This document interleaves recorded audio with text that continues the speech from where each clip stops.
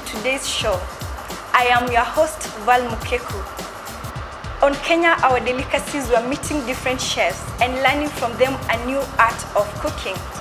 We bring you today's show from here at the Panari Hotel, where I'm joined by Chef Emily, who will be showing us her signature dish. Thank you, Chef, for having us, and welcome to the show. Tell us about yourself. Well, my name is Emily Angel. I'm a chef by profession. Here we are at Black Gold Restaurant Kitchen. It is a part of Panari. And today we'll be preparing a typically Kenyan dish, which is goat chops, which we have here, and ugali, our best meal, and spinach. Yeah, and what have you done with your spinach? Okay, the spinach has been blanched. Blanching is just a way of, if you want to retain the greenness of your vegetables and making your vegetables look green and fresh, this is the best way to go. You blanch your vegetables. You just have to boil water with salt, put in your vegetables. Once it comes back to boil, remove, put in some ice cold water. In cookery we call that shocking. So after that, you squeeze out all the water and you're good to go. You can store your food in the refrigerator, you can store it in the fridge, and it can go a long way. And so I'm a bit curious, when you're putting them in the boiling water, do you put the whole leaf or you chop them first? We prefer putting the whole leaf so that the nutrients don't disappear. Okay, can you take us through the other ingredients that you have? Right here we have chili, we have mixed herbs, we have tomatoes, we have butter, ginger, olive oil, onions, black pepper, and garlic. Everything is available in all our local markets in Kenya. Okay, yes. I can see the tomatoes and the onions have been cut in same shape. Which shape is this? Okay, this, we call this brunoise. These are used to make our salsa, because that is what we're also going to use in serving our goat. And do you have other shapes that you can dice our tomatoes and onions? Yes, we have so many shapes. We have Macedon, we have Julian, name them. We have so many shapes. Okay, yes. So take us through the first step. Okay, how we're going to start. These are our herbs. I love herbs. What you do with the herbs, this is our first step. You marinate. These are rosemaries, mint, thyme, the usual dania. We have dill, we have basil. Yeah. What you do with this? And what is this? These are chives. Oh. Yeah, all these are herbs, locally available. Yeah. So what you do with this, you blend this using some olive oil.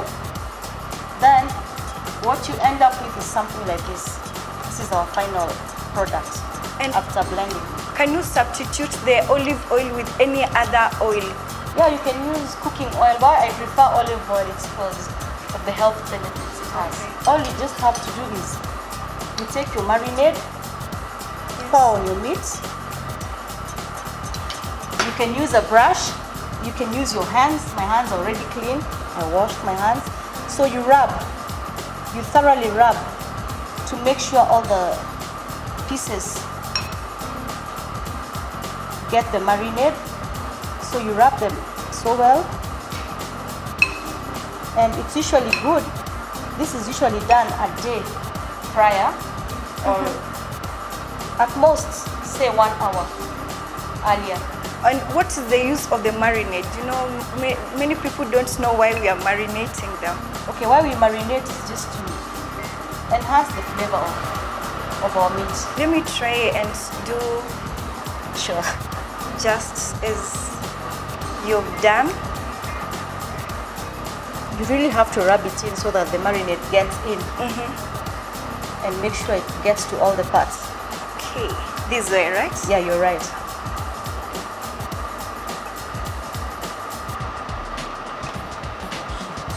So for how long should we marinate them, or the goat chops should rest? They should for rest the marinade for, to yeah, infuse. to infuse in.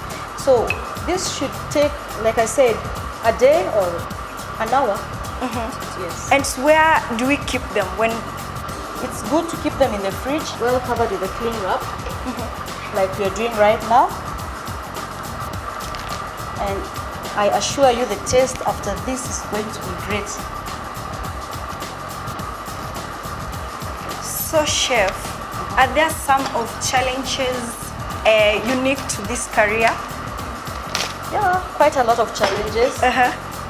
You know, in this industry, so this ends up in the fridge. In this industry, we get to serve a lot of people, and as usual, you're not going to please everyone. Yeah, it's not an easy job. Exactly. Today, a guest will come, you'll serve the same meal. This guest will say the meal is perfect, excellent. This other guest will be like, I don't like this. And at the end of it all, you have to make every guest satisfied. Our goat chops have been marinated. Chef, where do we take them? Now we'll take them to the fridge for them to rest. So chef, what do we do in the meantime while that is resting in the fridge? So in the meantime, we'll be doing our tomato onion salsa. So we have them already chopped, but which ingredients are we using on the tomato salsa? We're going to use this normal tomato. Yes. Onion, green chilies, dhania, which is coriander, and some olive oil, and of course some seasoning. Okay, so I bring this near. Yeah, we have our tomatoes ready, but I'll just take you through on how we do. Yes. We do our tomatoes. First, you cut them in the middle. I usually deseed. You remove the seeds. Oh, this, okay. Deseeding is to remove the seeds of the tomato. And where can you use I don't expect them to be discarded. No, we don't discard. You can make sauce, tomato sauce. Okay. Yes. So, you just nicely cut like juliennes. So this shape is called julienne? Yeah, this is called julienne, which ends up being the brunoise. Now after cutting them small, you can notice how I'm holding my knife and how I'm folding my fingers, and you end up with these very neat shapes. Now this is what we call brunoise. Yes. Can I try and do? Sure, yes. Let me start with this one, with the julienne, right? Yes. That's the name you've called them. Yes.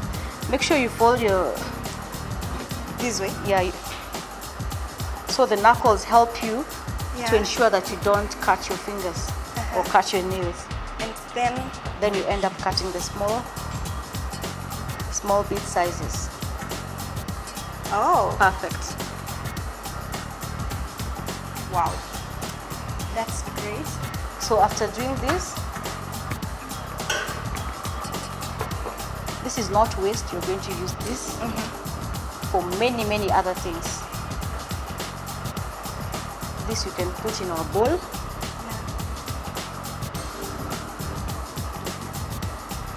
So we had some tomatoes ready. So you put some of that there. Mix in your onion. Do you have a specific quantity that we are using? Yeah, let's say like 20 grams, because we still have the spinach. So this will just supplement, and the green chili you will put according to how you like it. If you like it hot, you put a lot. If you like it, but as for me, I don't like it so hot. I'll just put a bit of it. So with this and some olive oil, like you can never use any like other 5 ml. oil. For salad, something that you're going to eat through, I prefer and I'd advise everyone to use something like olive oil. And any other vegetable oil cannot be Yeah, used? you can use any other vegetable oil so long as it's virgin oil. Okay. Something that has been cold pressed. These other oils are not so healthy for salads. Yeah. So this is coriander. We'll chop a bit of it and add into our salsa.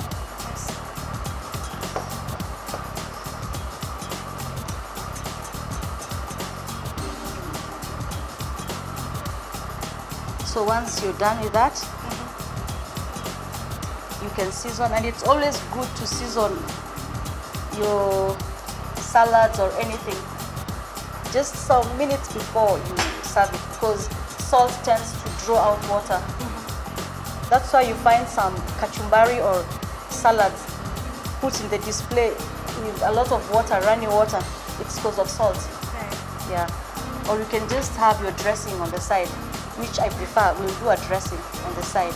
Yeah. So the dressing accompanies the salsa. Yes, it accompanies the salsa. So this is how our salsa ends up looking like. And this is what you're going to serve with our goat. Have we seasoned? No, we're going to season it later. Okay. Before serving it. Yeah. So our salsa is ready. This can also rest in the fridge so that while you're serving it, it's going to be well chilled.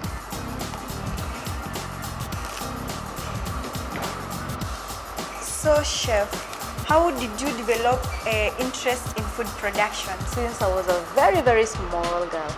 Oh, and what message would you give to the upcoming chefs? If you have a passion in cooking, I'd advise you to just go to a reputable college and just follow your dreams. Okay.